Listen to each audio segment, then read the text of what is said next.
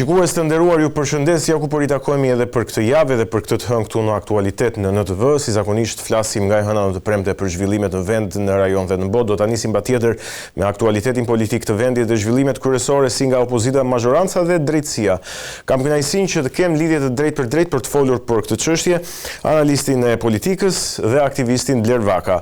Bler, të falenderoj që jemi së bashku dhe të përshëndes. Përshëndes edhe unë Agon, faleminderit për ftesën. Mirë, dua ta nis. Jam me ty gjithmonë. Gjithashtu është kënaqësia ime. Dua ta nis në fakt me zhvillimet në Partinë Demokratike. Kam parë që ti ke komentuar edhe në rrjetet sociale çfarë po ndodh në Partinë Demokratike me lëvizjen e Salianit dhe të një grupi të tjerë, po themi, personazhesh të cilët janë të votuar, por edhe me deklaratat e Berishës, kreu të Partisë Demokratike dhe Flamur Nokës. Ke qenë, po them, jo pak i ashpër. Të them drejtën, unë shumë nga ta njerëz që kam dëshirë të flas sinqerisht me njerëzit, qoftë edhe me njët vetëm në qoftë se më dëgjon, dhe ideja është që lëvizja e Salianit ja arriti qëllimit. Ai doli nga një bllokim politik i cili vinte nga burgimi i tij. Ai kishte nevojë për një oksigjenim politik. U bë lëvizja e tij mediatike. Ai mendoi që realizoi qëllimin e vet, nuk pret diçka më shumë nga vetja e tij. Nuk e di se si mund ta ketë realizuar dhe se si mund t'i ketë mbushur mendën tjerëve të shkojnë në drejtim të lëvizjes tij. Por mendoj që ai kaq ka dashur, që t'jemi edhe këtu dhe të flasim për të, ne edhe mediat e tjera, edhe ka arritur, domethënë. A thua? Nuk është se fshihet diçka tjetër pas tij, sepse ai e din realitetin politik, e din që nuk mund të realizojë më shumë. Edhe një gjë tjetër që mund të ketë shfrytzuar ai në këtë rast, duke mos qenë i prekur i drejt për drejt i listave për shkak të asaj që ndodhi edhe problemeve me gjykatën edhe me burgimin, ka shfrytzuar ndjeshmëritë të tjerëve dhe të atyre që kanë qenë të zhgënjur në listat e deputetëve. Dhe ka shfrytzuar ndjeshmëritë e tyre dhe ndoshta konfliktet ose hatërmbetjet e tyre me ata si Flamur Noka ose të tjerë që mund të kenë ndikuar tek vendimmarrja e listës. E kuptoj, pra nuk është një betejë për leadershipin e Partisë Demokratike apo një betejë për hapjen e Partisë Demokratike më mirë, ta themi, ë? Absolutisht nuk është për asnjërin, as për leadershipin e Partisë Demokratike, sepse nuk mund ta ndrojë jo Saliani, që normalisht e ka një njoll, e cila nuk e çon askund, siç është njolla e burgimit të tij. Po mirë, kjo është dekorat për Salianin, siç e thotë. Nuk mund ta realizojë as hapjen e Partisë Demokratike Saliani, megjithatë ka një dobi në këtë mes që përpiqet që t'i vëjnë lëvizje demokratët dhe me këtë rast kanë shansin demokratët që t'i lexojnë të gjitha figurat në mënyrën e vërtetë siç janë. Unë kam bërë leximet e mia në këtë lëvizje, qoftë atyre që janë përpjekur që ta nxisin debatin për hapje ose për analizë. Unë nuk e kuptoj se çfarë analize duhet bësh për Partinë Demokratike kur janë të gjitha analizat e bëra. Edhe unë reagova për shembull kam bërë 2 postime ku pak protagonist ka qenë Flamur Noka. Njëri prej postimeve ishte një deklaratë e Flamur Nokës, i cili në parlament mori shembullin e deputetit Bito, i cili dikur më përpara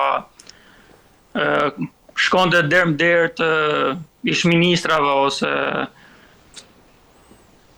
kretarit KLSH, siç ishte Bujar Leskaj, që aprovoi nga parlamenti gjatë kohës që fliste Flamur Noka dhe që thoshte Flamuri shembullin e tij që sot është deputet i PS-s, po dikur bënte çmos edhe përbetoi që kishte votuar Partinë Demokratike për një vend pune. Edhe unë mendoj që pavarësisht se duket sikur nuk ka interes kjo që po them, thelbi analizës politike të Partisë Demokratike është ky.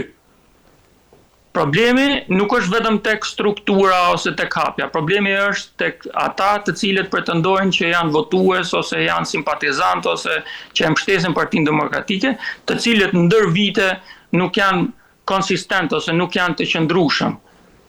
Kjo është analizë për të bërë dhe jo për të bërë vetëm në parlament ose në forumet e Partisë Demokratike, por kjo është një analizë e cila duhet bërë tek vetë njerëzit, edhe duhet ta kuptojnë se si rrjedhin këto votat e demokratëve ose qëndrimet e demokratëve në përditshmërinë e tyre politike, ose shembull e shumë ish kryetarëve të Partisë Demokratike ose rasti që shkoi edhe u bë në Sarand nën kryetare e bashkisë një eksponente e lartë e Partisë Demokratike.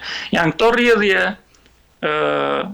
individësh, antarësh ose edhe figurash caktuara të opinionit të përgjithshëm të Partisë Demokratike që e bëjnë situatën të tillë dhe nuk është vetëm një analizë e si shkuan zgjedhjet.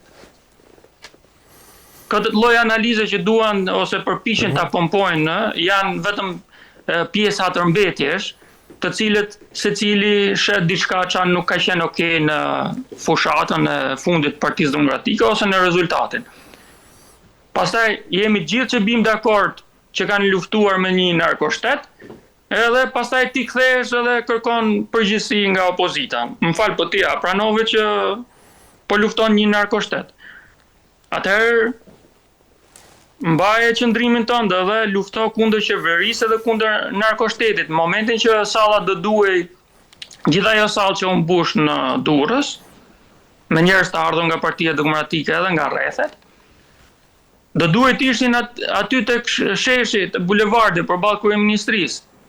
Lufta është kundër narkoshtetit, siç pretendojnë edhe demokratët që janë këta që duan analizë dhe diçka. Analizën e Partisë Demokratike po bëjnë në forumet e partive të djatha në përbot, janë miratuar 8 rezoluta nga partitë e djatha, apo jo? Ajo është analiza e Partisë Demokratike, unë nuk e kuptoj se çfarë analize tjetër duhet bëjmë. E vetme analizë që duhet bëjmë është që secili prej demokratëve dhe secili prej qytetarëve shqiptarë është shok. Ore, ku është qëndrimi, ku po shkojnë, domethënë. Sepse po bien të gjitha, nuk është problemi se është politik, po ne pak nga pak ne po na bien edhe parimet mbi të cilat duhet qëndrojë demokracia. Parimet edhe të individëve që e quajnë veten antar të Partisë Demokratike. Edhe siç ndodhi edhe herën e fundit, në takimin që u bë në Durrës, u mblodhën për të bërë një analizë dhe askush nuk bëri analizë, vetëm bën një paraqitje, thanë të njëjtat gjëra, ku ishte analiza? Domethënë ishte një dështim kryekput i asaj për çfarë u thirr. Por ishte një sukses për atë që e ftoi, edhe ata 2-3 elementë që e ftuan. Aty është e sigurt që kanë shkuar demokrat për vërtet për të parë çfarë analize po bëhet ose çfarë po diskutohet ose çfarë po na thot Sajani ose çfarë po na thot dikush tjetër që ka ftuar Sajani. Domethënë, mos po na thot diçka të re për një qëndrim të ri ose për një aksion real brenda Partisë Demokratike. Aty nuk u tha asgjë, thjesht u oksigjenua Sajani. Që kishte një periudhë gjatë në mungesë edhe kaq. Megjithatë, për fatin e keq. Ti the që ka patur raporte nga grupimet të djatha në botë, në Evropë, për situatën aktuale në vend, por e fundit është raporti i IDU-s që mori gjithë çfarë, domethënë fare me tepri, mori biles disa prej fakteve që ka paraqit Partia Demokratike, edhe i futi në rezolutën e vet. Qartë. Duke paraqitur me dorë shtrënguar, duke paraqitur atë çfarë kishte shprehur edhe OSBE Odiri që mund të themi deri diku që ka qenë diplomatik, raport diplomatik OSBE Odiri, sepse I tillë është, jo vetëm për rastin e Shqipërisë, që mund të ketë edhe element tjerë që mund ta kenë bërë të rezervuar, po OSBE Odiri kudo që shkojnë përpiqet që sjellin materiale të mbështetura diku tek realiteti, po në mënyrë më diplomatike, nuk I bie Qartë. drejt për drejt për shkaqe të caktuara që I takojnë faktikisht një organizatë ose organizëm. Por në komisionin e jashtëm të Kongresit Amerikan, në fakt deklaratat ishin mjaft të forta nga dy personazhe, po themi, të cilët e vënë theksin tek reforma drejtësi, dështimi reformës drejtësi dhe, po themi, një farë ngecje apo rënje, po themi, e pluralizmit në Shqipëri. Dhe kjo nuk lidhet me opozitën, po kjo lidhet patjetër me mazhorancën, apo jo. Dhe kemi dhe rastin konkret të këtij ping-pongut mes Ramës dhe drejtësisë për rastin e Ballukut së fundmi. Por si I ke lexuar ti duke I përmbledhur bashkë, po themi, qëndrimet që vinë nga Shtetet e Bashkuara të Amerikës? Qëndrimet nga Shtetet e Bashkuara të Amerikës, pavarësisht se nuk pritet që të reagojnë 30 kongresmen ose senator, mjafton 1 ose 2 edhe për të vënë një vizë diplomacia amerikane, sepse ata I marrin shumë seriozisht qoftë edhe qeverisja në pushtet, edhe shqetësimet, edhe në qoftë se do vinin nga opozita e Amerikës, I merr seriozisht deklaratat, sepse është forma e tillë se si ata I japin fuqi Kongresit edhe demokracisë tyre. Shqetësimet e tyre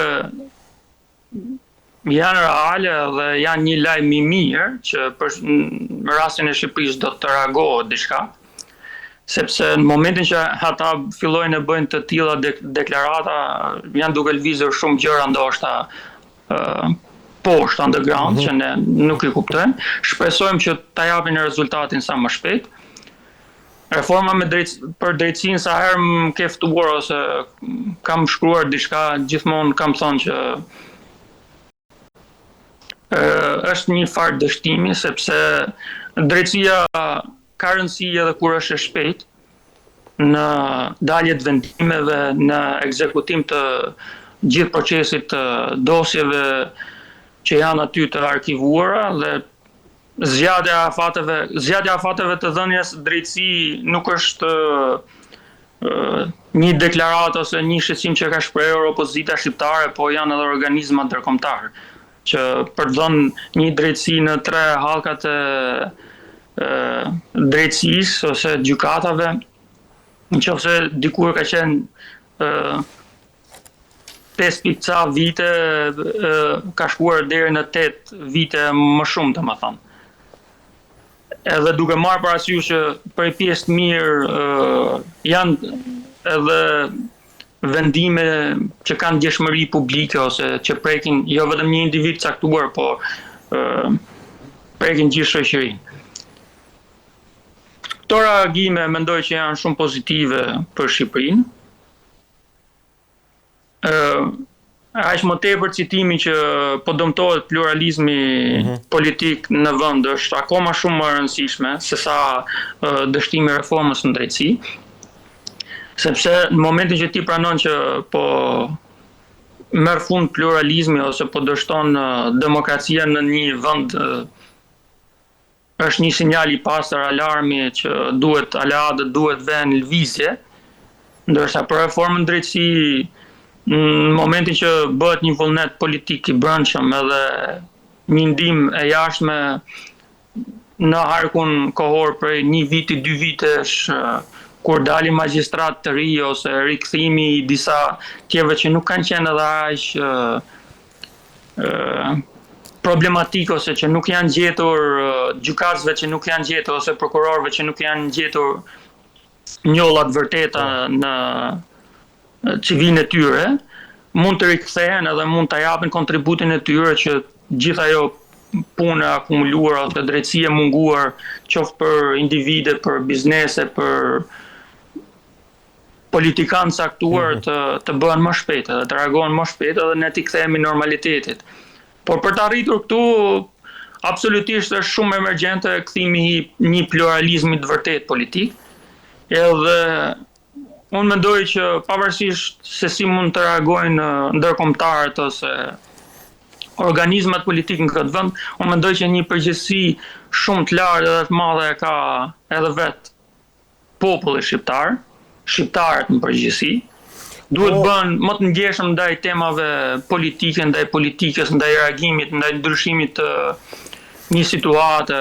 Po rinia veçanërisht, meqense sot jemi në ditën e rinisë, çfarë përgjegjësie ka në këtë rënje dhe siç po thua ti përgjegjësi për ingritje dhe ndërgjegjësim?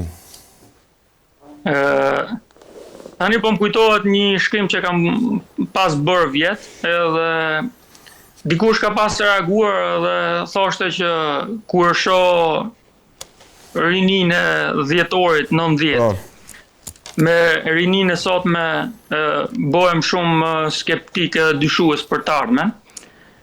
Unë nuk e kam parë ashtu dhe kam bërë një shkrim që kam arsyetuar pse nuk bëhem pesimist ose skeptik për të ardhmen, sepse nuk është rinia e sotme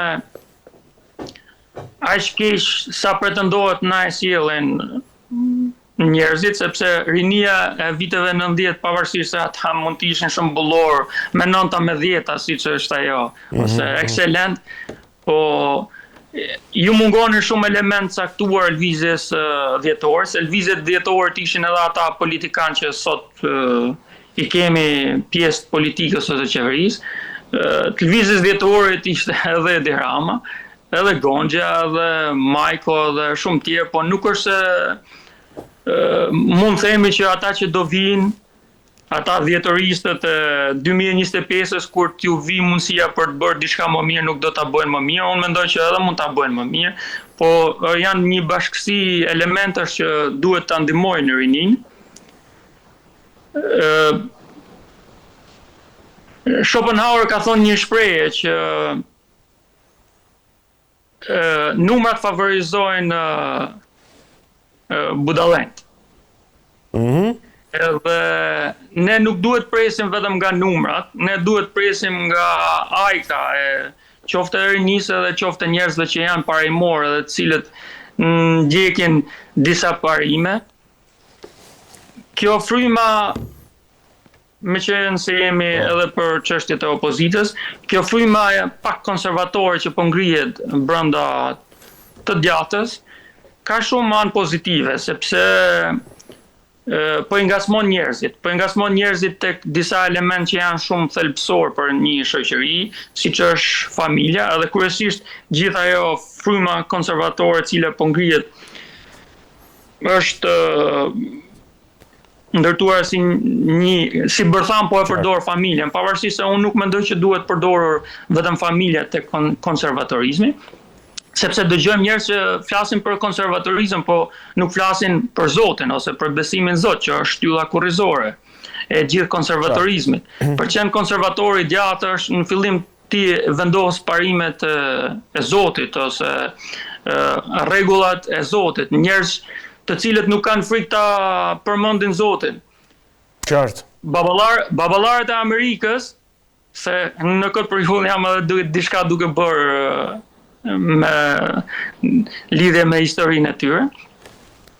Janë njerëz të cilët e themeluan një republikë të madhe, siç janë Shtetet Bashkuara të Amerikës, kundër një perandorie shumë të madhe të fuqishme si Britania, edhe Anglia, dhe në diskurset e tyre politike ose në jetën e tyre të përditshme e kishin prezent besimin Zot, ose përmendjen e Zotit, ose pavarësisht se në rryma caktuara të ndryshme fetare, dikush i thoshte arkitekti i madh i gjithësisë, ose dikush drejt për drejt Zoti, po e kishin prezent në diskursin e tyre politik. Edhe arritën që të frymëzonin një popull dhe një vend që të bëjë një superfuqi. Edhe mendoj që shoqëria e sotme, rinia e sotme nuk duhet të kompleksohet nga ajo çfarë është vlerë. Qartë.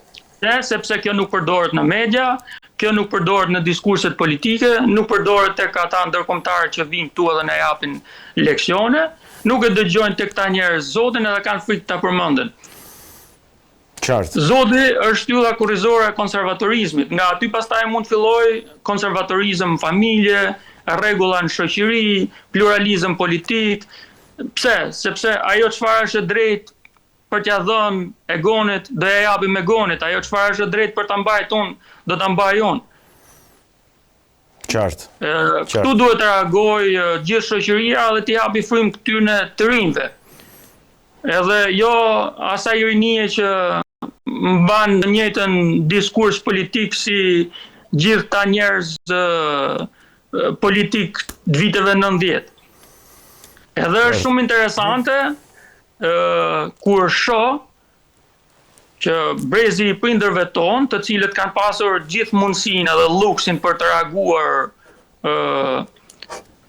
në çështjet politike të këtyre 35 viteve ose të bëjnë diçka ndryshe, vinë edhe ankohen edhe japin leksione se si duhet bë analiza brenda Partisë Demokratike apo se si duhet reagojnë politikanët. Ndërkohë që edhe ne kam fjalën për ata njerëz që kanë qenë pjesë të Partisë Demokratike, pjesë Partisë Socialiste ose një parti e caktuar. Qartë. Ata na tregojnë ne se si duhet bërë analiza. Po m'fal, po ku ishit gjatë gjithë kësaj kohe jo? Pse arriti situata këtu ku arriti? Pikërisht. Mirë, Bler, unë të falenderoj shumë për këtë bisedë dhe për pjesëmarrjen në studio dhe shpresoj herës tjetër do të kem edhe fizikisht. Falenderoj shumë për ftesën, ishte kënaqësi. Edhe gëzuar 80 dhjetorin edhe një herë gjithë shqiptarëve. Shpresojmë që çdo herë më shumë të reflektojmë për atë çfarë na ndodh rreth edhe Qartë. bëjmë iniciativa pozitive dhe jo sa për t'ju hedhur plur syve njerëzve ose bashk shqiptarëve edhe. Qartë. Mirë. Të falenderoj dhe njëherë. Ishim me Bler Vakën, folëm për disa çështje të aktualitetit politik në Shqipëri, duke përfshirë Partinë Demokratike, atë se çfarë po ndodh, por edhe 8 dhjetorin dhe mesazhin për ditën e rinisë, 8 dhjetori që është sot. Një shkëputje shkurtër dhe rikthehemi në bisedën tjetër pikërisht me sportin dhe futbollin.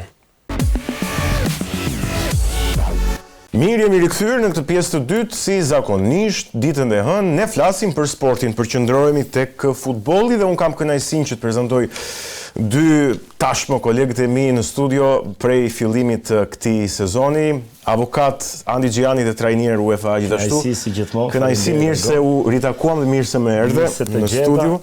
Dhe video analiste dhe ish trajneri i ekipit të femrave të Teutës, profesor Revion Mekshi, përshëndetje, mirë se më erdhje.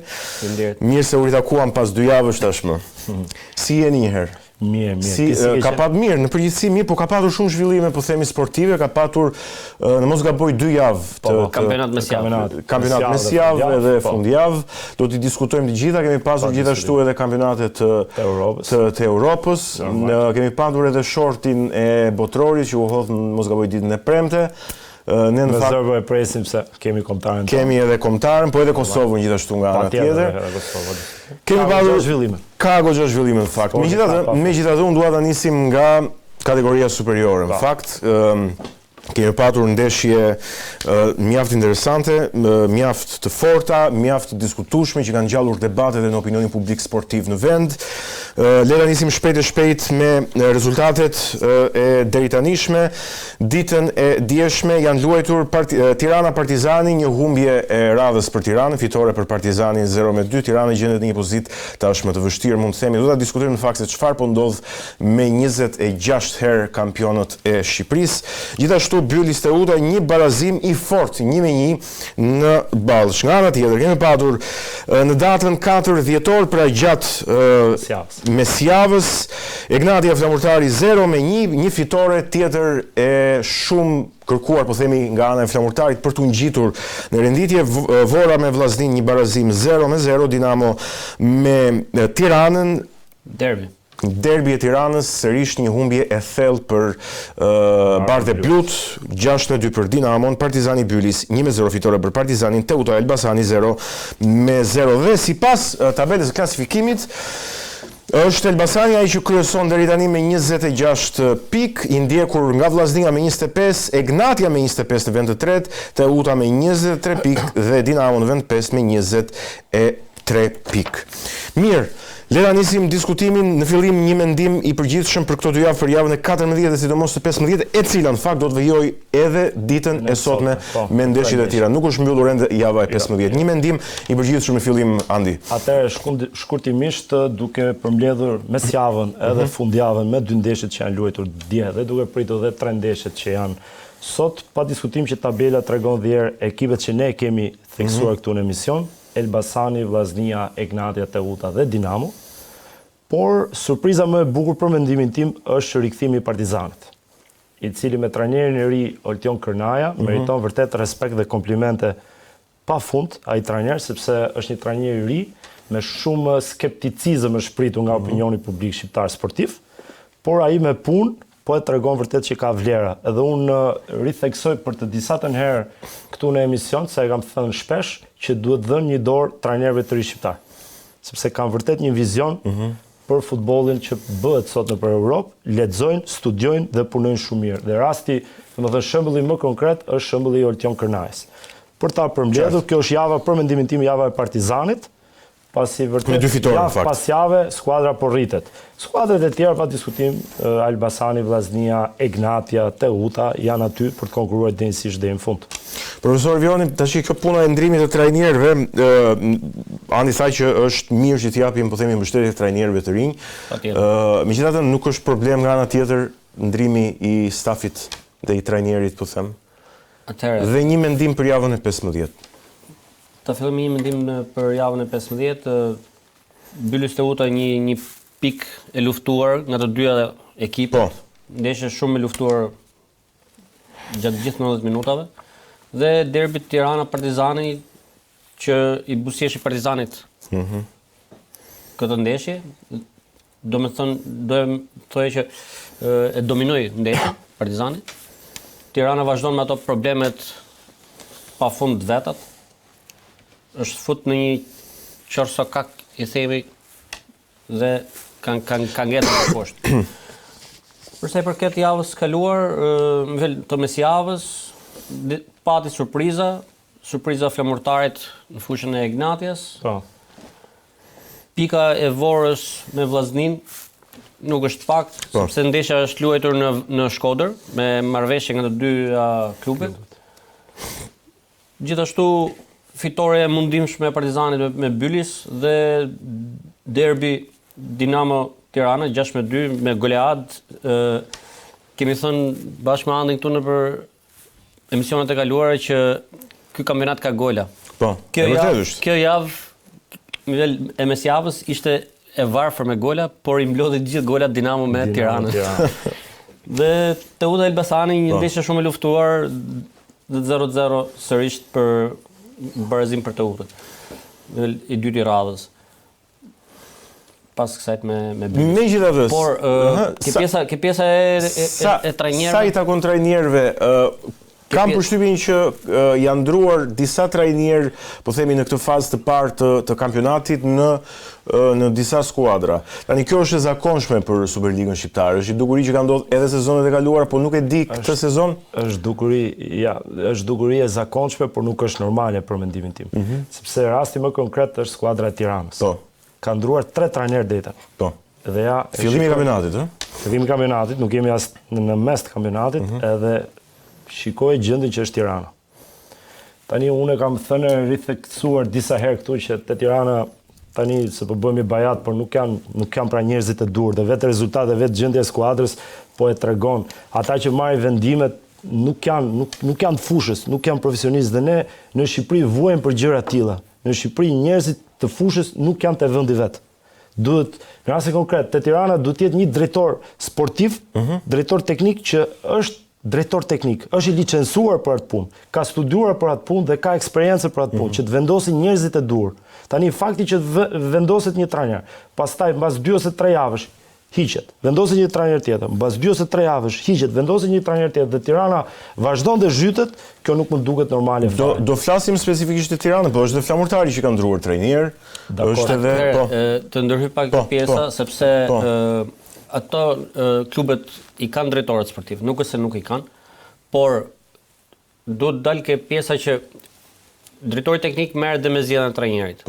Dhe momentin që një drejtor teknik zgjedh një trajner, dështon, zgjedh një tjetër, dështon, zgjedh një tjetër, dështon, etj. Është problemi drejtorit teknik. Normal që është problemi drejtorit teknik sepse nuk kanë bërë zgjedhjet e duhura dhe në menaxhimin e merkatos. E njëjta gjë ka ndodhur edhe me Partizanin më përpara. Tani është ndrur drejtori teknik. Jo se tash duhet kaloj fajet ke drejtor teknik që kanë qenë. Por vetë faktet e tregojnë këtë gjë. Rezultat. Pavarësisht problemeve të brendshme që mund të kenë klubet, apo nuk e di, anën financiare etj, është drejtori teknik ka të bëjë shumë ke pjesa e menaxhimit merkatos, ke pjesa e menaxhimit trajnerëve. E njëjta gjë është edhe ke Flamurtari, që është ndruar trajneri, është ndruar edhe drejtori teknik. Bashk. Po. Dhe në rastin e Flamurtarit ka dhënë një farë efekti. Po, ka dhënë një farë efekti. Po edhe ke Partizani po ashtu dha një farë efekti. Qartë. Momenti që erdhi trajner Kërnaja, besoj me mbështetjen e klubit ka marrë, si thua, frenat në dorë te Partizani dhe po bëjnë shumë mirë. Po unë bëj një pyetje tani. A e kishin te Partizani trajneri Kërnaja brenda klubit? Pse nuk ja dhan dorën që në fillim? Pse nuk ja dhan besimin që në fillim? Se dorën një trajner ose 2 trajner të huaj, të cilët e treguan që dështuan, dhe erdhi Kërnaja për t'i shpëtuar tani. Trajneri Kërnaja që ishte aty në fakt, Trajneri Kërnaja ka qenë pjesë e strukturave të klubit. Jo, ka qenë pjesë e klubeve të tjera. Okej, dakor, po këtë sezon. Në fillim të sezonit erdhi ke Partizani B, i mori drejtimin e Partizanit B. Ekipi i dytë Partizanit. Në momentin që pati këtë problem me trajnerët e mëparshëm, nuk po gjenin trajner në treg sepse është edhe vështirë të gjesh trajnerët e duhur. Normal. Se nuk mund dalësh në rrugë dhe të marrësh një trajner kush të dali përpara. Dhe kështu që i bën një apel vetes dhe sa ne kemi në shtëpi, marrim këtë djalin e shtëpisë. Egon, një skuadër futbolli nuk rregullohet me shkop magjik. Absolutisht jo. Një skuadër futbolli don kohën e vet. Dhe një trajner don kohën e vet. Unë jam i mendimit dhe i qëndroj që duhet dhënë shansi trajnerit që e ke nisur sezonin dhe jepi kohën e dur, jo mbas 4-5 ndeshjes dhe ti e heq trajnerin. Sepse lojtarët, atëherë është një hallk në futboll. Presidenti, drejtori i klubit dhe trajneri duhet të jenë në një linjë. Në qoftë se një nga këto hallkat nuk është në një linjë me 2 hallkat e tjera, atëherë nuk mund të shkojnë gjërat ashtu siç duhet. Se skuadra e futbollit është një skuadër futbolli specifike. Tani unë duhet të kuptoj. Presidenti hedh parat. Dhe presidenti nuk është profesionist. Sigurisht. I fushës futbollit. Është biznesmen. Sigurisht. Ai duhet marrë njerëzit e dur që ta çojnë ekipin përpara. Zgjedhë një drejtor sportiv dhe teknik, i cili është i fushës. Dhe ai drejtor sportiv dhe teknik me konsensus me presidentin ka një ide të qartë për krijimin e skuadrës, të cilën zgjedh një trajner dhe supozojmë zgjedhet profesor Revioni. Profesor Revioni ka këtë ide futbolli dhe ne do t'i shkojmë idesë futbollit të profesorit dhe do zgjedhim lojtarët që profesori kërkon për të bërë atë lojë futbolli që ne të arrijmë pastaj tek rezultatin e lojës. Sepse një skuadër ka qëllim o titullin kampion, o Kupat e Evropës, ka dhe skuadra për të nxjerrë lojtarë të ri dhe për t'i shitur. Varet nga qëllimi që ka, që mund të ketë strategjia e skuadrës. Shikon në formën e biznesit vetëm të qartë. Se këto presidentët tanë hedhin shumë lek. Unë e kam theksuar këtu në emisionet tona të mëparshme, sepse këtu nuk ekziston ligji i sportit. Unë duke qenë jurist dhe avokat, e di shumë mirë. Këtu duhet të bëhet ligji i sportit që këto president me parat që hedhin të rikthehet mbrapsht dhe të kthehet në biznes. Këto president sot nuk e kanë biznes. Këto duhen falenderuar pa mas për kontributin jashtëzakonshëm që japin për klubet dhe për ta mbajtur gjallë Superligën shqiptare. Por problemi është që këto duhet zgjedhin njerëzit e dur të kualifikuar për të shkuar përpara. Dhe shembulli më ideal për mendimin tim është skuadra, pavarësisht se Skënderbeu u dënua, por për Shqipërinë është shembulli më ideal. Se si mund të funksionojë kjo strategji. Me ato president që ka patur, ata e morën skuadrën, sponsor. I dhan drejtorit teknik, nuk e kujtohet tani kush ka qenë drejtori teknik, Fakic duket. Fakic, i cili mori pastaj trajnerin e dur dhe bën atë 10 vjeçar të jashtëzakonshëm dhe rezultatet e çuan deri në Kupat e Evropës. dhe Skënderbeu arriti të arkëtojë rreth 10 milion euro, që është rekord për Shqipëri. Një model suksesi jo vetëm në biznes, por edhe në futboll, edhe në sport, pra edhe në rezultatet në fushë. Një model që duhet ndjekur, po themi, edhe nga skuadra e tjera. Gnate po e bën tani, apo? Pak a shumë. Po, Miguel është në atë rrugë. Është në atë rrugë, vetëm që Miguel ka ngërçi ke pjesa e kalimit turit në Champions. Po besoj me eksperiencën që ka kriju, shpresojmë që nëse do dali këtë vit në kampion Shqipëri, e ka pengu disi, që të bëja të hap. Por që është në rrugën e dur. Por ai që doja të thoja është gangren futbollin shqiptar që nuk pritet. Nuk kemi durim me trajner. E do rezultatin me njëherë. E do tani. Rezultati shumë i shpejt. Momenti që fillon një projekt në fillim të sezonit, duke filluar nga merkato, nga faza përgatitorë etj, leja ti trajnerit të paktën për një periudhë gjatë deri në merkaton e ardhshëm. Po tani edhe vetë klasifikimi e tregon. 4-5 skuadrat e para nuk e kanë ndruar trajnerin. Qartë. Presidentit i ka mbështetuar këtyre trajnerëve dhe këtij projekti. Dhe duhet kaloj tek Bylis Teuta. Po nis me profesor Vionin. Atëherë Bylis Teuta, siç thash, ndeshje shumë. Kujt i shërben ky barazim apo nuk i shërben askujt? Më shumë i shërben Teutës se sa Bylis në moment emergjent për pikë. Dhe sepse flamurtari me fitoren ndaj Ignatias në Rogozhin u afrua goxha me Bylis, ndërkohë që ka dhe ndeshjen sot brenda në Vlorë me Dinamon dhe ka mundësi dhe ta parakaloj si nëse fiton. Gjithmonë. Po të shikojmë dhe pikët, në fakt po. Po, dhe duhet të them që... Po qoftë edhe një barazim i flamurtarit shkon në të njëjtën pikabarazh me Bylisin. Prapë është rrezik. Dhe kështu që më shumë i shërbeu Teutës se sa Bylis. Po. Më vjen keq për Bylis sepse ka një ekip me lojtar talent të mirë, por akoma nuk është konsoliduar si duhet në lojë dhe ka ndeshje shumë të mira. Si që ishe ndeshja e kaluar me Dinamon, bën një super ndeshje në mesjavë. Jo, me Partizanin që në mesjavë, me Dinamon ishe javën e kaluar, me Dinamon bëj shumë ndeshje të mirë. Me Partizanin jo dha ishte mirë, po me Dinamon ishe ndeshje shumë e mirë, që mund ta fitonte ndeshjen, ashtu edhe siç mund ta humbte, sepse Dinamo pati një rast në fund dhe mbyllështë ndeshja. Por Teuta po vazhdon rrugën e vet me atë hap jo galopant, por është konstant. Konstant e sigurt, po themi, ka një ecje të mirë. Dhe ka një ecje të mirë dhe është aty në vend 4 për momentin dhe ka të konsoliduar grupin e lojtarëve trajnerit Dobi dhe tani kanë hyrë tamam në shina. Ajo që është avantazhi i Teutës është faza defensive, sepse ka lojtarë që e njohin shumë mirë kampionatin shqiptar. Shumë. Kanë eksperiencë. Kanë eksperiencën e dur. Dhe këtu jap të drejtë drejtori teknik Renato Arapi në fillim të sezonit përzgjedhjen e lojtarëve që ka bërë. Përzgjedhja. Saktë. Që do t'i japim shumë rëndësi fazës defensive. Fazës defensive me lojtarë vendas që e njohin kampionatin shqiptar dhe me eksperiencë. Dhe rezultatet po e tregojnë. I kanë vënë drejtori teknik. Dhe kaq Bylysi e nisi relativisht mirë, po themi, dhe duket sikur po zbret shkallët 1-1 me kalimin e kampionatit, po duhet themi këtu që ka një trajner shumë të mirë, trajner që ka patur skuadra të mira. Shiko, pa diskutim, Mirel Josa është nga trajnerët më të mirë të historisë futbollit shqiptar, jo vetëm të sezonit të Superligës. Bylysi është skuadër që gjithmonë ka qenë në këto ujëra. Në këto ujëra. Pra, më themi që është skuadër modeste. Skuadër modeste, por presidenti Kaplanaj, për mendimin tim, është shumë i zgjuar. Gjithmonë ka marrë lojtar me moshë 3. I ka promovuar dhe i ka shitur. Dhe me financat... Okej, pra është model biznesi, po themi. Bravo. Ideja është, ai nuk ka qëllim që të kapi Final Four. Tani, nëse arrin është jashtëzakonshme, po nuk e ka si qëllim. Varet nga grupi lojtarëve, nga cikli. Po, varet nga grupi lojtarëve. Por në përgjithësi ai krijon një skuadër modeste me lojtarë të rinj që promovohen. Pa diskutim kërkon që të qëndrojë Superlig. Dhe i shat 1-2 lojtar, pastaj me grupin tjetër të lojtarëve e madhe nuk e shkrin ekipin.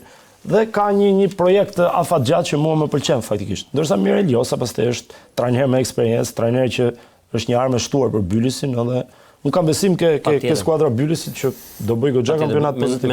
Mendoj që duhet të ketë luksin e kohës. Po.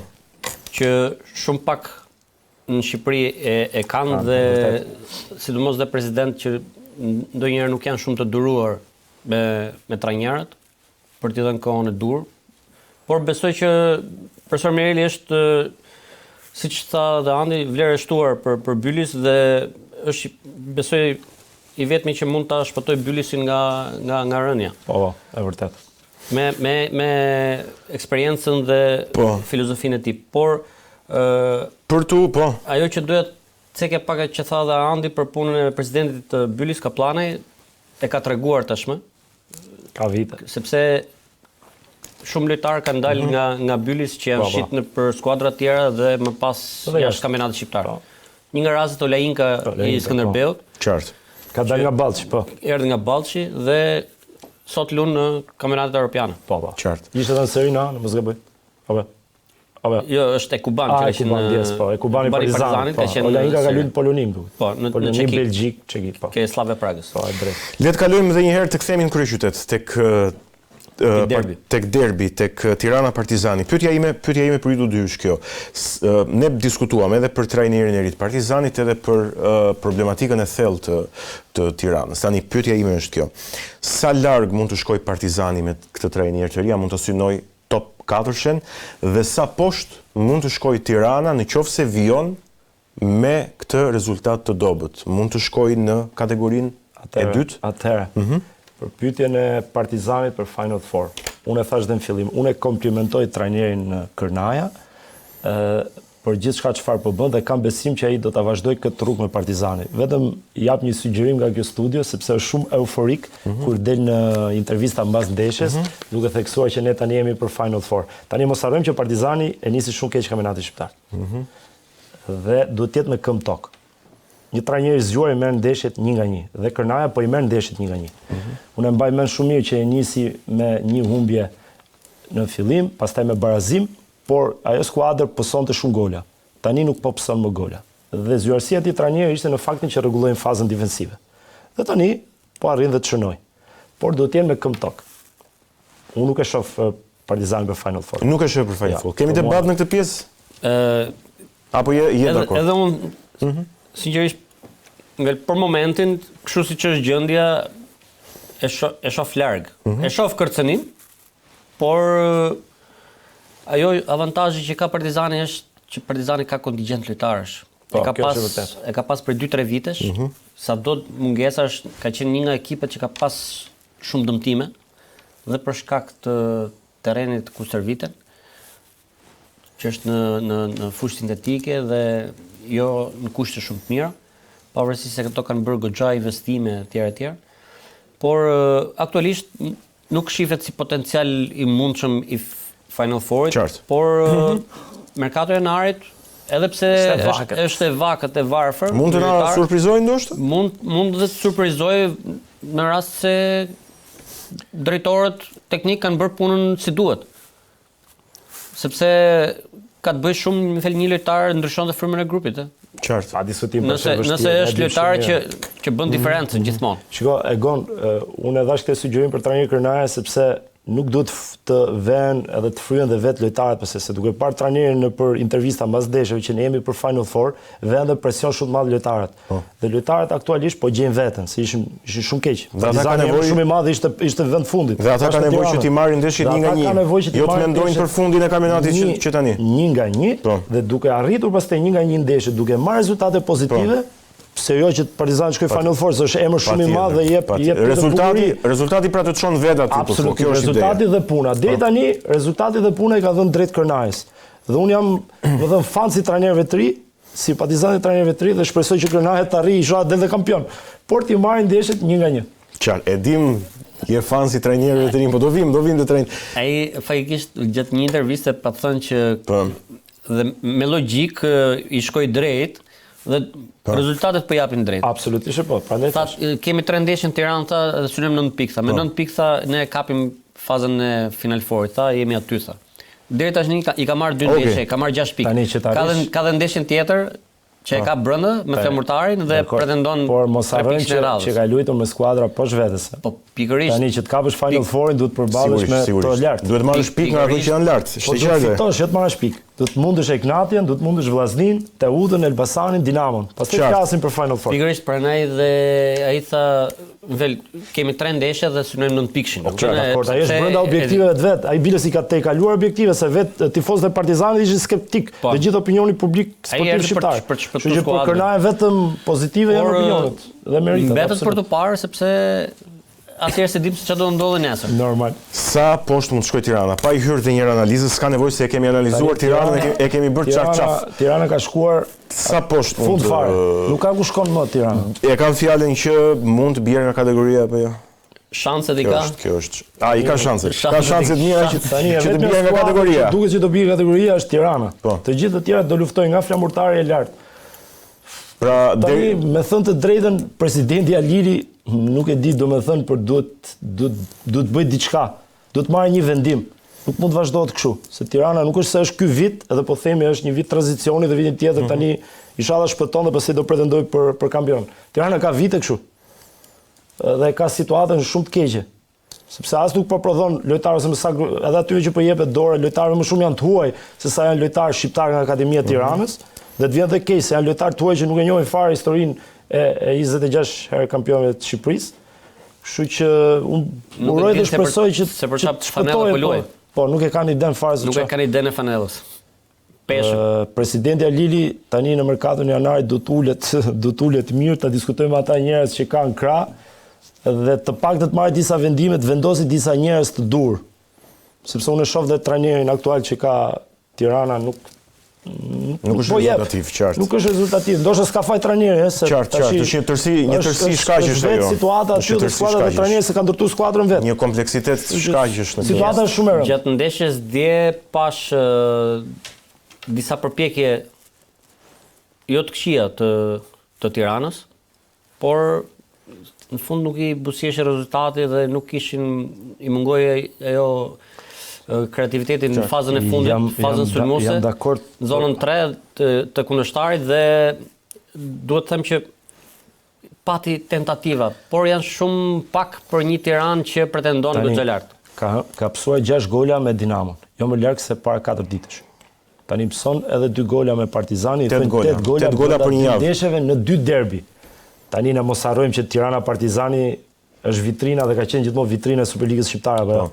Tifozërit atyre 2 skuadrave dhe lojrat që kanë bërë këto 2 skuadra dhe ikonat që kanë dalë nga këto 2 skuadra dhe tani të shohësh një derbi Tirana Partizani me një stadium të vagët, një Albania, një stadium modern, por që me tifozërit të vagët dhe një lojë shumë e ulët me thënë të drejtët nga 2 skuadrat, se ne tham Partizani fitoi, por nuk është se bëri një futboll të jashtëzakonshëm. Bëri një futboll minimalist, shfrytëzoi ato raste që u dhan, 2-0, Tirana është shumë e vagët.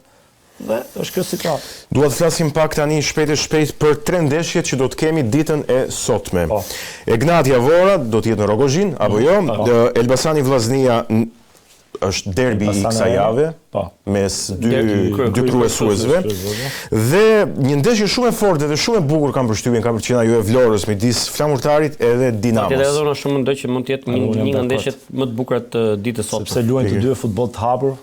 Çfarë mund të themi për këto 3 ndeshje? Ti analizojmë shpejt. Që pastaj të kalojmë edhe tek superiorja e Vora.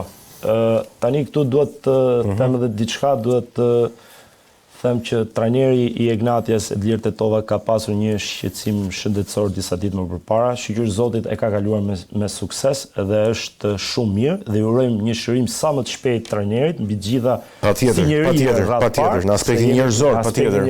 Nuk diskutohet, e përshëndesim nga ekrani jon dhe ju urojmë të rikthehet sa më shpejt në atë bankinë si trajner kampion që është dhe që e meriton sepse ka vërtet është një vlerë e shtuar e kampionatit shqiptar. Unë për ndeshjen Egnatia Vora, tani pa diskutim që favorit është skuadra Egnatis, sepse luan shtëpi është ekipi kampion dhe ka kontingjent. Nuk mendojnë që ka histori kjo ndeshje, apo do të ketë? Jo, histori mund të ketë. Se ti më ke thënë që skuadra të vogla nuk ka, më ke thënë, apo jo? Jo, absolutisht, dhe unë kam shumë simpati për Vorën dhe për Arjan Bellajin dhe patjetër. E kam thënë stërthën tani këtu se mos bëhemi bajat, kështu që do jetë një ndeshje luftuar. Edhe po fitoj Egnatia, do fitoj me rezultat të minimal. Qartë. Siç e tha dhe Andi, mungesa e trajnerit Tetova në ndeshjen e fundit me Flamurtarin, që humb, si thosh, la ato pikpyetjet e veta, pasojat e veta, sepse me Tetovën në pankinë Egnatia është tjetër gjë. Jo se me zënë trajnerin Braja nuk mund tjetë, sepse ka pas ndeshje kur Tetova ka qenë i pezulluar me karton të kuq dhe Braja ka drejtuar Egnatian dhe Egnatia ka fituar, gjatë kohës kur unë kam qenë antje.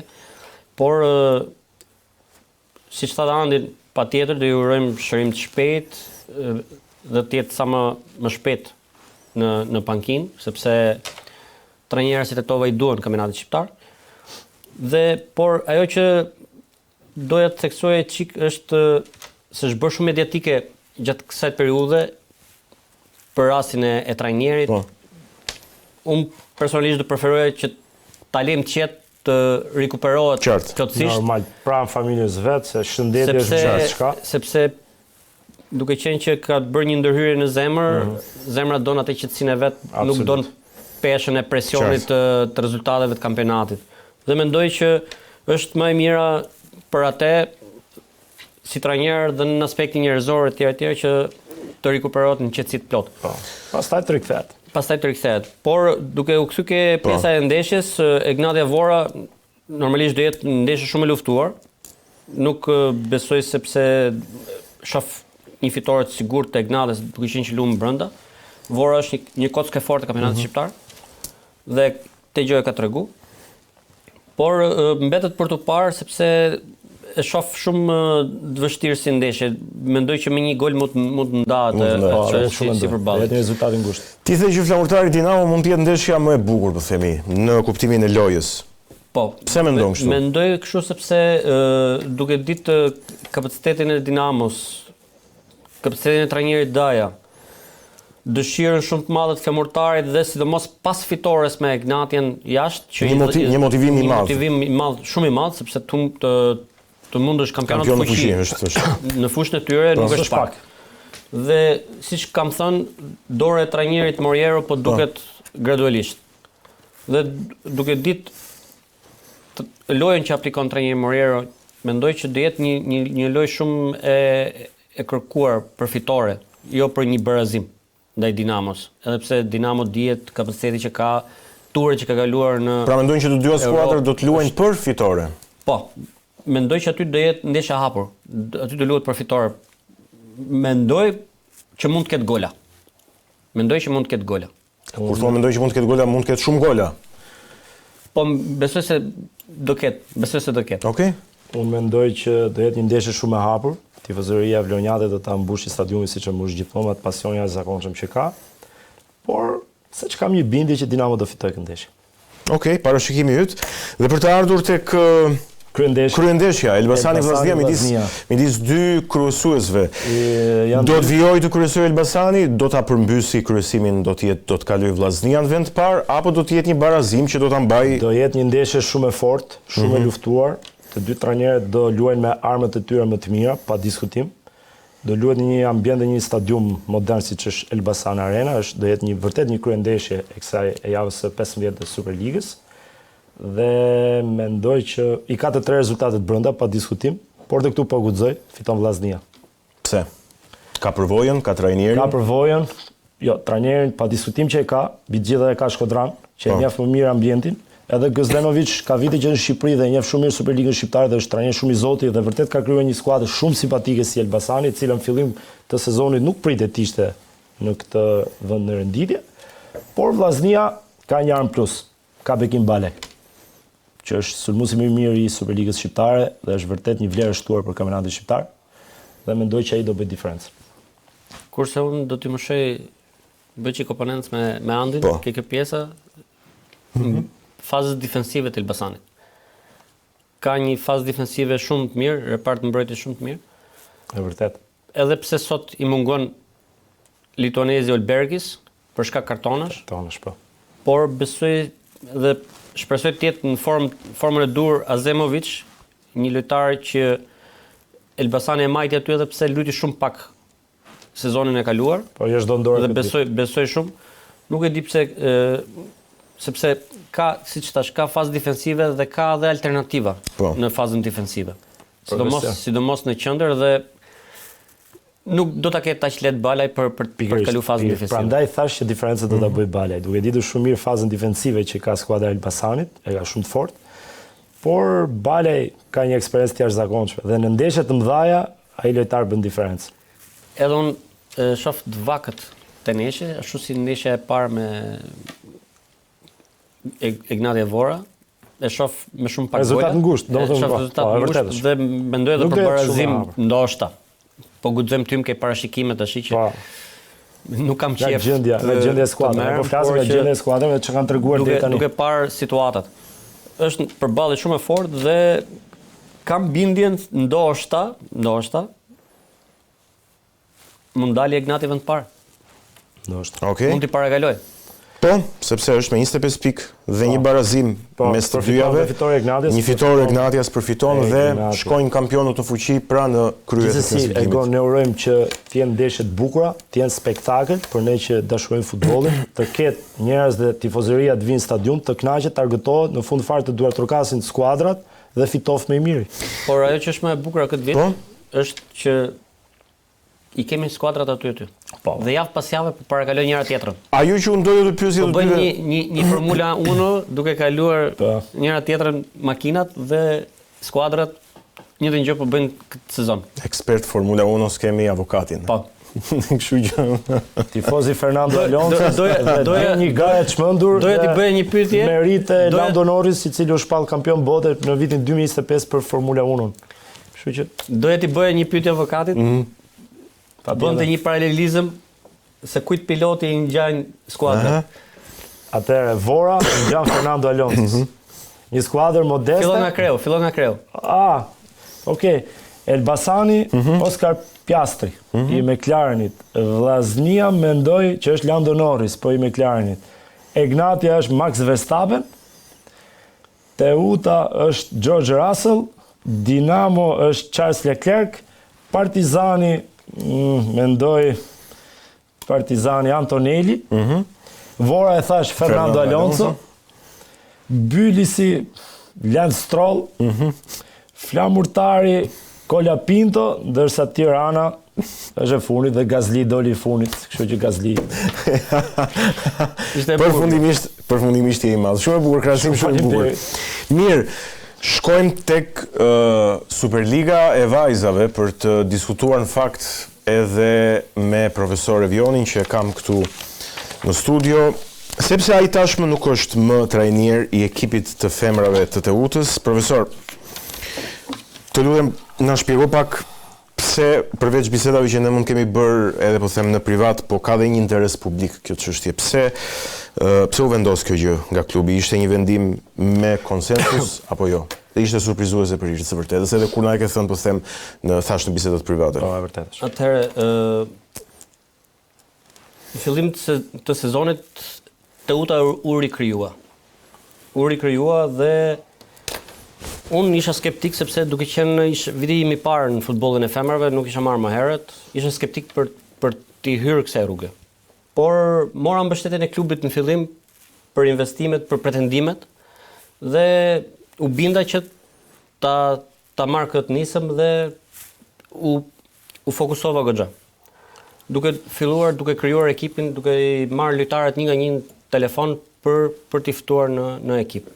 Dhe mendoj që kam bërë një punë goxha të madhe, i kam dhënë një identitet ekipit të Utës, ke pjesa e afrimit lojtarëve, edhe pse jo vetëm, ma kupton, se normalisht nuk bëhen gjitha vetëm, por ti marrësh lojtarët një nga një dhe ti bindesh për të ardhur në një ekip që ka qenë gjithmonë vend të fundit në kampionatin e vajzave, nuk është e lehtë. Sepse edhe ato janë skeptike për vazhdimsinë. Është e vërtet që këtu po ndryshojnë gjërat apo jo. Dhe kjo ishte një sfidë në vete për të marrë me të gjitha vajzat një nga një në telefon. Për t'i bindur. Dhe mendoj që i kam dhënë një identitet në fazë defensive si ekip, i kam dhënë një bosht skuadrës. Është shumë e vështirë për ta mundur të utën. Kjo tregon dhe rezultati i fundit me Vllaznin edhe pse unë nuk isha në bankinë. 1-0, goli është shënuar në minutë 90 dhe nuk është pak. Vllaznia e 12 viteve rresht kampion.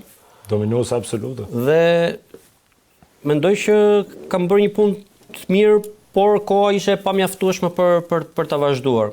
Nuk ishim në një linjë me drejtuesit e klubit ke pjesa e vazhdimësisë, se si konceptoheshin gjërat dhe u arrit kjo marrëveshje që është ai diskutimi që ne po bënim edhe pjesën e parë kur po flisim për Superligën, për trajnerët që ndrohen shpesh, për drejtuesit e klubeve të cilët nuk u lën kohën e nevojshme trajnerëve për të formuar, po themi, identitetin e skuadrës. Po në rastin, meqense kemi rastin konkret, sepse normalisht profesori është pak në siklet, se është normale kjo pjesë, unë e mirë kuptoj. Siç e tha vetë, unë nis një projekt shumë ambicios. Po.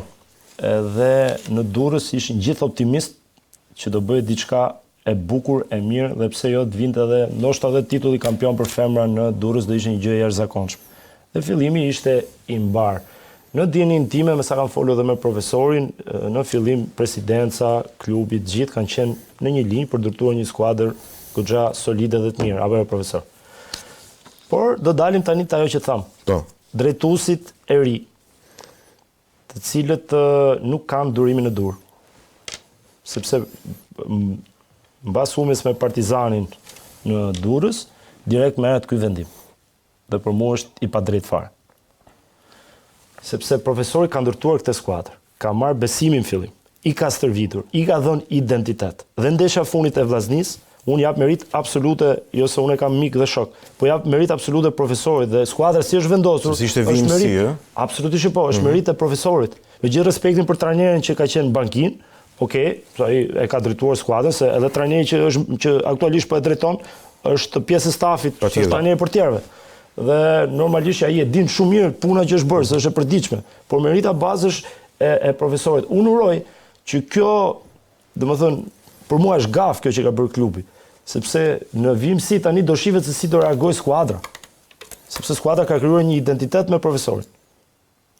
Dhe tani nuk e di, normalisht do të vijë një trajner i ri i cili do ketë idetë e veta, do filloj prap nga zero, ndërkohë kampionati vazhdon, ndërkohë Vllaznia ka shkuar 21 pikë, Gramsci ka shkuar 16, Apolonia ka shkuar 16, dhe gjithë ai investim në fund ku shkon? Nuk arrin dosha në Final Four. Teuta është në mes të tabelës. Nuk arrin ta kuptoj. Domethënë, janë të paduruar. Duhet të jenë të duruar, duhet besojnë te projekti. Një humbje, dy humbje nuk do të thotë që shkatërrohet gjithë sezoni. Sepse futboll luan dhe skuadra tjetër. Futbolli ka të tre rezultatet brenda, fitore, barazim, humbje. Nuk do të thotë që ti do fillosh nga java parë dhe java fundit do i fitosh gjitha, se pastaj po ti ç'a bën? Qartë. Është normale, është gar. Qartë. Profesor, ajo që më do të pyesja është që a ke qenë në tratativa në bisedime me ekipin, a ka mundësi rikthimi, a shihet një projekt në të ardhmen, nuk e di tani. Po ta bëj pyetjen kështu si me siklet, se nuk e di edhe raportin, ë? Prandaj. Atëherë, jo, momentalisht është mbyll çdo gjë me ekipin e vajzave të Utës. Por mundësi të rikthimit ngelet një dritare ose një derë hapur, po them. Varet sepse në fillim kur kam shku, kam kërku disa rregulla. Kam kërku disa rregulla si të brendshme për ekipin dhe disiplinore. Dhe momentin që këto miratohen, e gjithë skuadra është detyruar të ndjekin. Patjetër, kështu funksionon çdo ekip. Është çdo ekip profesionist. Patjetër. Dhe kjo gjë nuk u kthy mrapsh, nuk u miratu ashtu siç e kërkova unë. Dhe gjërat rrodhën ngjarje pas ngjarje pastaj. Domethënë, fal profesor, nga mbështetja e fillimit të sezonit nuk e patëm më atë mbështetje plot nga pjesa e klubit, ë? Sepse është kjo hallka që tham e gon, president, drejtor, trajner. Shumë e thjeshtë. Që secili duhet të jetë në vendin e vet dhe të luajë rolin e vet, po themi. Në momentin që nuk erdhi kjo gjë, filluan dhe rezultatet të çdonin pak, edhe pse kanë qenë më oscilacione, nuk kanë qenë rezultate negative të vazhdueshme. Sepse bëm 2 fitore me Lushnjën dhe me Egnatian, bëm humbje në Fier, minimale, 2-1. Fitu me Gramshin. Fitu me Gramshin ndeshja decisive, kundërshtar direkt. Brenda 2-1. Fitum me Atletik Klub Shkodrën 0-8, pastaj erdhi humbja tjetër me Partizanin 0-1. Kanë ardhur nga gabime individuale, por që nuk dua t'i mshoj shumë faktit ke kjo pjesë sepse është E kuptoj, është çështje edhe e ekipit. Jo, është sport kolektiv dhe luajnë të gjithë. Dhe një hallkë e zinxhirit kputet prishet gjithë sistemi i asaj që ke ndërtu, që në fund është rezultati. Dhe humbja e dytë rezultoi pastaj me pata një pezullim pa fat, pastaj u mor vendimi që nuk do vazhdohesh më me mua. Dhe ishte humbje e dytë, pas humbjes dytë dhe humbje e dytë, vetëm humbje e dytë. Dhe jo radhazi. Dhe jo radhazi. Janë fitore radhazi, humbje fitore radhazi. Gjithë janë dinamikat që çdo ekipi i vet, po normal. Ajo që është më shumë është pjesa e rregullave që unë kërkoj. Qartë. E gon. Në momentin që më miraton rregullat që unë kërkoj, besoj shumë fort ke puna ime dhe kam besim ke rezultatet që mund të arrij. E gon. Dhe pretendoja shumë. Në një skuadër futbolli, si meshkujsh edhe femrash, nuk mund të vendosin lojtarët. Ose një lojtar. Sigurisht, po patjetër. Tani ka raste që nuk dëgjojmë kur janë hyjet e botës që vendosin. Pikërisht pra, janë hyjet e botës dhe prap nuk vendosin dot. Se klubi është mbi lojtarin. Po. Ajo emblem të UTA në rastin konkret është mbi një lojtar ose 2, 3, 5 sa mund të jenë. E kupton? Kështu që po Shqipëri ka që përsa i përket një rikthimi të mundshëm, nuk e di, nuk është për fol një gjë e tillë sepse siç thash kemi mbyll përfundimisht gjërat, por ai është klubi i qytetit tim. Jam gati gjithmonë të kontribuoj aty, sepse për çdo njëri nga ne është kënaqësi dhe kënaqëri kontribuosh për qytetin tënd. Patjetër. Dhe për tifozët e qytetit tënd. Normal. Sepse ka atë kënaqësinë e veçantë, por që gjithmonë varet sepse ngelet për të biseduar, nëse plotësohen kushtet dhe rregullat që unë kërkoj, se nëse ato nuk plotësohen, as unë s'jam dakord të rikthehem. Qartë. Shpejt 3 ndeshjet, se duhet të kalojmë një herë pastaj tek kampionatet europiane, po them 2 minuta 3 ndeshjet. Partizani me Gramshin 0-4, Vllaznia me Teutën 1-0, kryendeshja dhe Kino Studio me Apollonin 0-8, ndërkohë që është sot lushja me Gnatian në orën 1:30. Luhet sot në jetë. Pra nuk kemi histori, Vllaznia vijon të kryesoj. Kështu që kjo është para shumë pasqyra. Kjo është para shumë pasqyra, Vllaznia vazhdon me 7 ndeshje, 7 fitore. Ka ndeshje fort, siç kishte me Teutën kryendeshje, ka kryendeshje edhe javën tjetër sepse ka me Gramshin. Qartë. Vllaznia. Vllaznia mbetet skuadra për të mundur, siç e kemi thënë. Por ndeshja me Teutën nuk e tregoi diçka tjetër pse ato e dominuan lojën. Vllaznia, por edhe Vllaznia nuk është mos siç ka qenë dhe ka dhe problemet e veta në fazën sulmuese, siç e deklaroi dhe trajneri i tyre pas ndeshjes në një intervistë që dëgjova.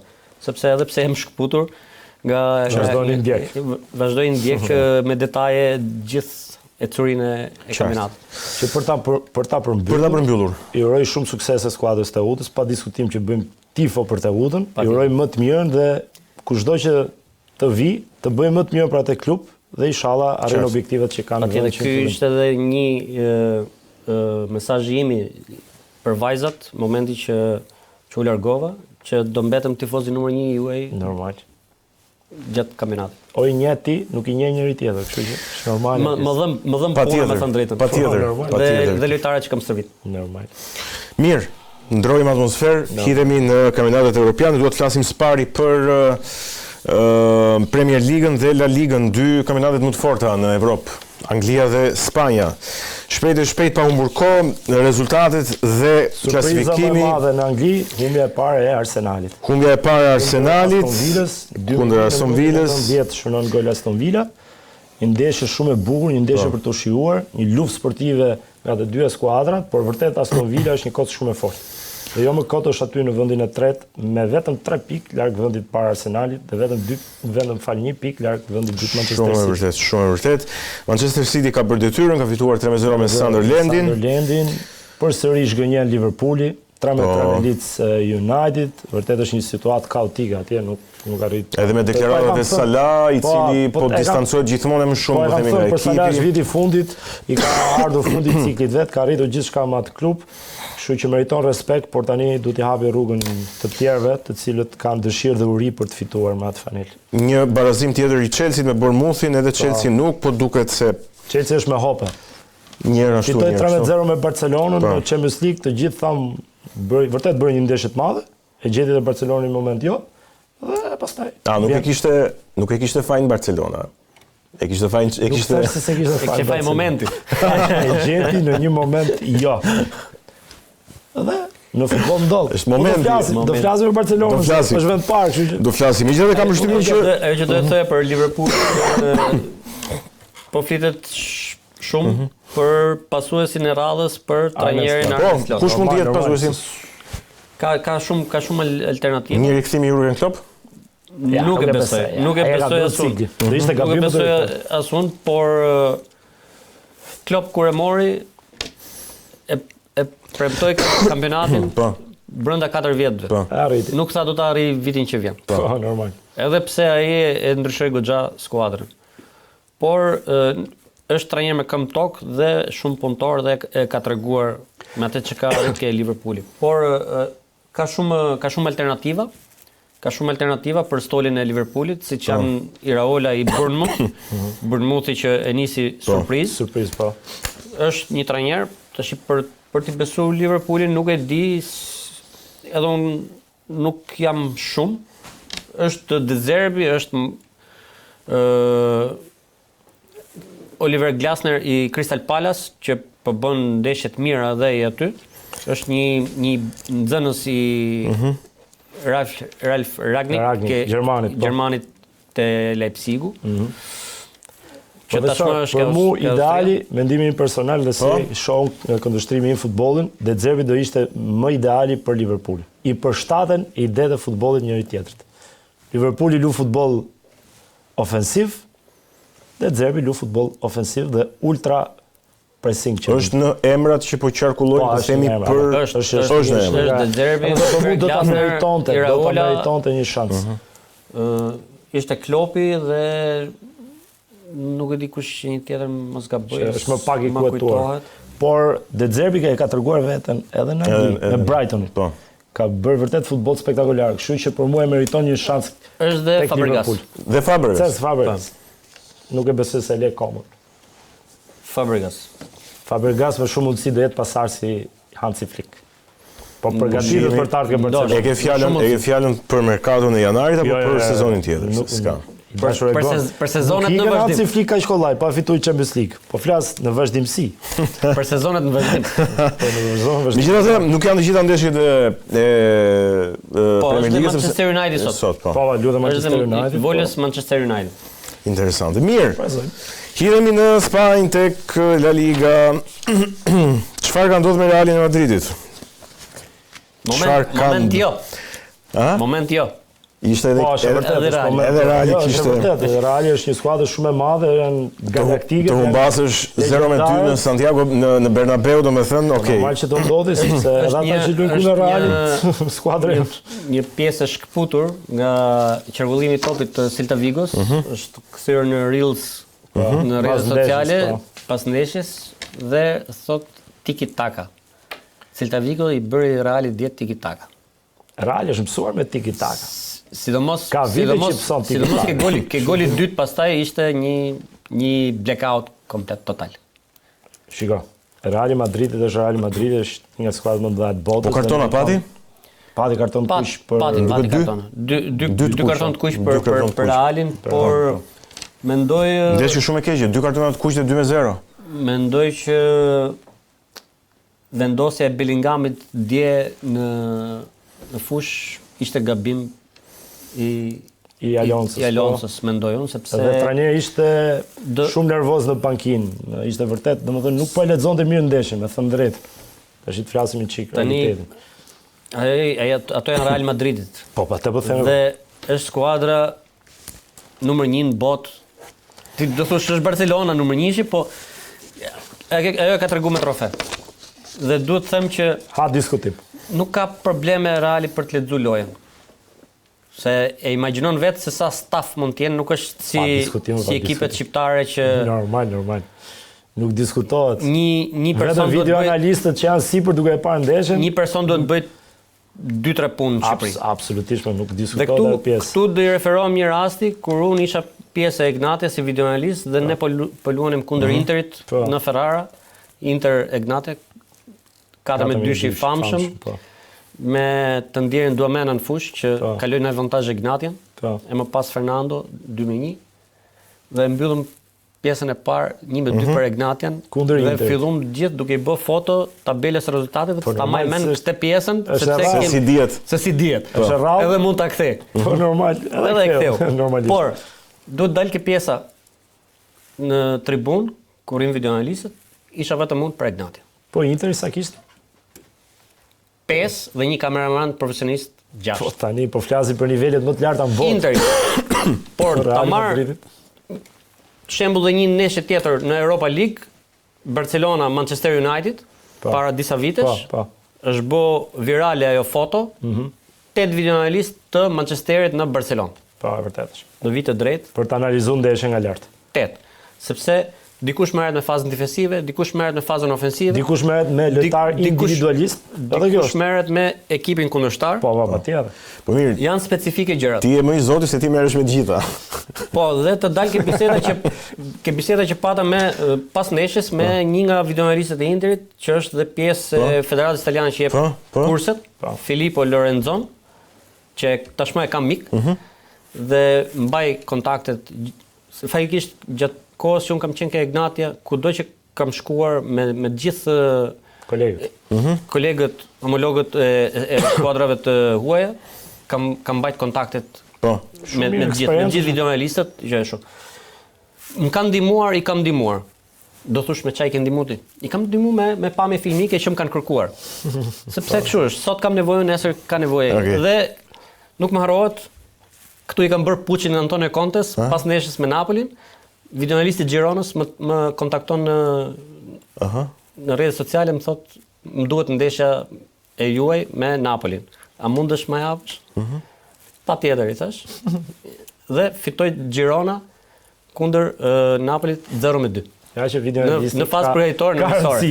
Dhe du të them që edhe Reali nuk ka problem për të lexuar lojën ke pjesa e saj, por brëm gaboj, realisht gaboj. Normalisht sepse në fund vendimet i merr trajneri. Patjetër. Në fund vendimet i merr trajneri. Ishte një ditë jo ajo që the vërtet, ishte një ditë jo e Realit në Madridit. Por mendoj që trajneri duhet ta vendosë lojtarin aty ku ai jep më shumë. Qartë. Por që ka problem të madh tash i Reali Madridit se Barcelona ka hyrë Shina. Barcelona është 4 pikë para, 40 Reali, 40 Barcelona, 36 pikë Reali. Po thoya dje me disa miq të mi dhe njëri ishte tifoz i Realit, i thash tash e shoh të vështirë shumë punën ke Reali sepse Barcelona si u kthy Rafinha. Dhe fitoi 3-5 me Betis. 3-5 para Rafinha fare, pa Lewandowski fare, po është kthyer dëshira për të luajtur futbollin e vet. Problemi vetëm i Barcelonës ka qenë dhe mbetet për momentin linja me 4 e presingut lart. Dhe fakti që ka ikë Inigo Martinez, që ishte lojtari kyç vjet në qendrën e mbrojtjes dhe në linjën 4, profesori e kupton shumë mirë, ka ndikuar goxha këtë vit te Barcelona. Tani po e bën Gerard Martin. Lojtari krahut po bën linjën. Në këtë ndeshje ka rezultuar pozitiv, por prap jam skeptik sepse do luaj kundër emrave të mëdhenj dhe në 3 ndeshjet me skuadrat e mëdha, me Real, me Chelsea dhe me PSG, Barcelona dështoi. Tani Fliku i del për detyrë të rregullojë këtë linjën 4 me këto emrat që ka. Për pjesën e mesfushës dhe sulmit mos e diskutoj njëri fare se me Pedri, me De Jong, me Rafinha, me Lewandowski, me Yamal, edhe ideali i ri që u fut Rooney këtë ndeshje dhe ishte një lëvizje shumë e zgjuar taktike e Flikut. Yamal luajti mesfushor në linjën 3 me Pedri, ndërsa Rooney luajti në vend të Lamine Yamal në krah. Ferran Torres gjithë e shajnë, edhe unë e kam kritikuar shumë herë, por është aty kur duhet, shënoi triplet, kështu që Barcelona vazhdon rrugën e vet. Vazhdojmë me hidhemi tash tek Serie A, do t'i diskutojmë bashkë Serie A, Ligën 1 franceze dhe Bundesligën për ta mbyllur në fund. Bundesligën s'kemi çfarë diskutoj. Po, Bundesligën s'kemi çfarë diskutojmë. Bayerni vazhdon dominon në Francë. Në Francë si situata në Francë? Lenci ndodhet aktualisht në vend të parë dhe meriton vërtet respekt sepse po e bën Bayerni 37 pikë, Leipzigu 29 ka. Nuk kemi çfarë flasim për Bundesligën, iku ajo. Nuk kemi çfarë flasim. Nuk ka histori fare Bundesliga. Edhe renditja e goleve shënuesve tregon që Kane ka shumë diferencë. Është muhabet i kot. Në Francë është Lenci ka kaluar. Ka kaluar në vend të parë 34 pikë, duke fituar në transfertën me Nantes. Po. Edhe është vërtet një skuadër simpatike dhe meriton respekt dhe po e bën goxha të bukur kampionatin. Parisi është aty, nuk diskutohet. Është skuadër për të mundur. Patjetër, Marseilla ndjek mbas me 29 pikë. Ka patur një humbje në mos gaboj në të tjap, por gjithsesi. Edhe Lyoni ka humbur, edhe Parisi ka fituar thellë 5-0, Marseilla ka humbur me Lilën, po. De Zerbi. Një humbje. Po gjithsesi, Marseilla është aty. De Zerbi ka vlera sepse merr skuadra të dorës dytë në thojzat, se futboll nuk ka, por gjithsesi duke llogaritur bigun e Parisit. Për Francën, Marseille nuk është ekipi dorës. Është ekipi dorës parë. Nuk është Paris Saint-Germain. Por në rang europian është i tillë. Po gjithsesi, De Zerbi tregon vlera, ka treguar vlerën në çdo skuadër që ka stërvitur deri tani. Dhe prandaj e thash dhe më përpara që meriton të jepet bankina e Liverpoolit. E meriton vërtet në këndvështrimin tim. Sepse ka tregu me ekipe jo shumë të afirmuara, ka bërë një futboll shumë të mirë dhe i ka hap shumë punë emrave të mëdha. Po, e vërtetë është. Për të hedhur tek Serie A, pa ndeshjet e sotme që do të luhen, renditja është kjo: Napoli 31 pikë vendi i parë, Interi 30 pikë vendi i dytë, Milani 28 pikë vendi i tretë, Roma me një ndeshje më pak, Milani e ka sot mos gaboj. Po, Milani e ka sot. E ndjekur nga Bologna, Como dhe Juventus në vend të 7 me 23 pikë. Kryendeshja e mbrëmjes së ndjeshme Napoli-Juventus në Maradona Stadium, apo jo? Po. 2-1, një fitore e Antonio Contes, ish Juventinit. Për mua zgënjim është Como. Do thuash i dashur e gon që e ka mundur Interi dhe Interi është ka që parëndësishëm është Juventusi, domethënë iku te Como direkt. Jo, do ja lej profesorit Napoli Juventus që është kryendeshja e javës, unë do komentoj pak Inter Como. Fabregas. U zgënjeva sepse prisja që Como të bënte goxha rezistencë Interi, por edhe në tilla raste tregohet që emri i madh ngelet emri i madh, eksperjenca e madhe ngelet eksperjenca e madhe. Faikisht Inter e meritoi në gjithë këndvështrimet. Ndeshjen e dominoi dhe trajneri Kivu e kishte lexuar dhe studiuar shumë mirë Cesc Fabregasin dhe mundi në të gjithë drejtimet. Mendoj që edhe Como trajneri Fabregas gjatë ndeshjes po e shihje, më duki dorëzuar. Po. Pse? Sepse tash nuk ishte një plan B me sa pash. Ekipi im po rrifet Como është në top në jo, duke dorëzuar në ndeshje. Për ndeshjen. Ekipi im tani po rrifet 14-0 për mundet. Dhe po pësën golat njëra pas tjetrës. Dhe ai po qeshte ndoshta me ironi apo nuk e di me një nga pjesë e stafit. Arbitri, nuk e di, gjyqtari katët, nuk e di se kush ishte, po e pa shumë qetë, shumë normal. U dorëzu, e pranoi humbjen. E pash të dorëzuar më shumë se sa. Me pak fjalë e pranoi që luftën nuk e ka me Interin. Po patjetër. E ka me këtë skuadrat e tjera që janë. E vërtetë është. Como dhe për Komën është arritja e jashtëzakonshme këtu. E vërtetë është. Komën ajo është arritja, më fal, kapi Europën nëpërmjet mesit të renditjes. Një hap falls ka bërë dhe Roma me Cagliarin, ëh? Po, e vërtetë. Një humbje. Nuk pritej faktikisht. Roma ishte goxha mirë, po ishte goxha mirë. Por edhe Serie A është e fortë. Patjetër. Nuk është aq e thjeshtë sa duket ndoshta nga jashtë. Unë doja të thoja që trajner Gasperini dihet aftësi dhe puna që ka bërë ke Roma, por Roma është ekip me oscilacione, ashtu ka qenë gjithmonë. Dhe tregoi edhe këtë ndeshje. Pastaj pa hyrë ke pjesa tjetër që tani fillojnë skuadrat e vogla shtrëngohen ke ndeshjet brenda. Po. Nuk tolerojnë më. Po. Si në fillim kampionatit, sepse edhe skuadrat kanë filluar njihen me njëra tjetrën. Absolutisht. Me gjendjen e tjetër. Cagliari po se mori 3 pikëshin brenda ku do ta marrë, kështu që është logjika. tani po shtrengon, sepse edhe Verona rafi Atalantë. Po. Edhe Verona fitoi me Atalantën, sepse edhe pjesa poshtë ka goxha konkurrencë dhe luftojnë për të ndjetuar. Sassuolo përveç renditjes që ka mundi rival direkt, po Fiorentina një ekip që një Itali si gjithmonë i mesit të ardhë si skuadër dhe kot ke fort për çdo skuadër të madhe. Absolutisht, jemi mësuar të shohim ke 6-7 gjendja ekipe ku të është tash është shumë e keq. Rrezikon shumë që të bijnë në serin B. Shumë e vërtet. Po kryen ndeshja Napoli-Juventus për ta mbyllur. Para se të shkoj ke Napoli-Juventus doja preke pak dhe Cremonese Lecce dhe Lazio Bologna, me që e kapëm komplet Serie A. Po. Një humbje Lecces e dy legionarëve tanë shqiptar Ramadani dhe Berisha, që nuk na vjen mirë, por Cremonese me trajnerin Davide Nicola është në vend të 9 në mes tabelës dhe është një surprizë e bukur. Ishte trajneri i Cagliarit sezonin e kaluar, shpëtoi Cagliarin nga rënja. Dhe unë besoj fort ka i trajner sepse e shoh shumë përgatitur për ekipet e vogla. Po, Lazio Bologna? Dhe Lazio Bologna 1-1, Lazio e Sarrit me hysaj në tribun. Kjo është që është një problem vete për ekipin tonë kombëtar sepse na pengon një nga lojtarët kyç për botrorin, që të jetë në gjendjen optimale, por shpresoj që të gjej një skuadër sa më shpejt në janar që të luajë dhe të fitoj formë. Një lajm i mirë është që Armando Broja këtë fundjavë luajti në formacion me Burnley, luajti 88 minuta. Dhe po merr gjendjen e vet, shpresoj që të ketë vazhdimsi, po merr gjendjen e vet fizike dhe më bëri shumë përshtypje dhe më dha shumë shpresë dhe kur doli nga loja trajneri i Burnleyt e përshëndeti me shumë dashamirësi dhe kjo tregon vërtet që ai ka shumë besim te Armando Broja dhe duke i dhënë besim trajneri i klubit vet, duke luajtur në Premier League do jetë në gjendje që të bëjë gjithçka në sport. Absolutisht do jetë në gjendje që të bëjë dhe diferencën në ndeshjen që ne kemi me Polonin, ndeshjen decisive. Por të kryendeshja e javës, ke Napoli-Juve është pak a shumë pritesh një fitore e Napolit për vetë gjendjen që kanë skuadrat. Nuk janë në kushte të barabarta, pavarësisht se Juventus është emër i madh. Por ndeshja shkoi 1-0 për Napolin me dopjetën e Højlund, një lojtar i padëshiruar ke Manchester United. Shënon dopjet ke Napoli. Gjithë lojtarët që merren Napoli nga kampionati anglez rezultojnë shumë efikas dhe bëjnë diferencë.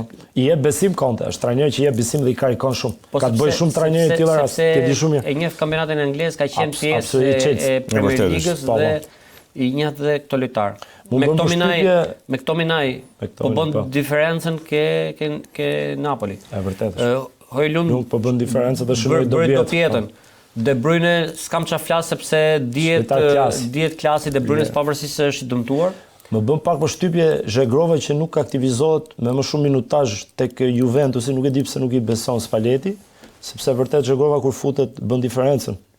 Me atë pjesë teknike që ka. Sepse Spalletti po luan me modulin 3-4-2-1. Po jam dakord. Dhe Zhegrova është lojtar për skem 4-2-3-1. Po, është vërtet se është lojtar krau që futet nga brenda. Është një winger i djathtë me këmbën e majt që futet gjithmonë nga qendra dhe kjo i shkon për shtat. Dhe ndoshta ai se ka parë shumë, pastaj është shumë individualist ke pjesa e lojës kur prek topin, kur prek topin dhe pavarësisht aftësive që ka. Por duke parë kontingjentin e Juves në këto momente, mendoj që do t'i shërbente shumë skuadrës. Nuk po them ta fuz informacion, se ndoshta Spalletti pa diskutim e shef shumë më mirë se ne, por t'i jepet më shumë minutazh sepse në 6-7 minuta nuk ka ç'a bën Zhegrova. Pak ne jepi një 20-30 minuta që të bëj diçka se të ndryshoj diçka në mënyrë individuale. Kto i kishon? Varet se si e ka gjendjen fizike në krahasim me lojtarët e tjerë. Dakor. Për kampionatin italian, sepse dihet pavarësisht se kampionati italian ka rënë, nuk është më i dikurshmi i viteve 2000. Po, e vërtet është. Që kudo skuadër që të shkojë dve gishtin, kishte nga një top sulmues në absolutisht çdo skuadër në Itali. Diskutohet e pjesë, po.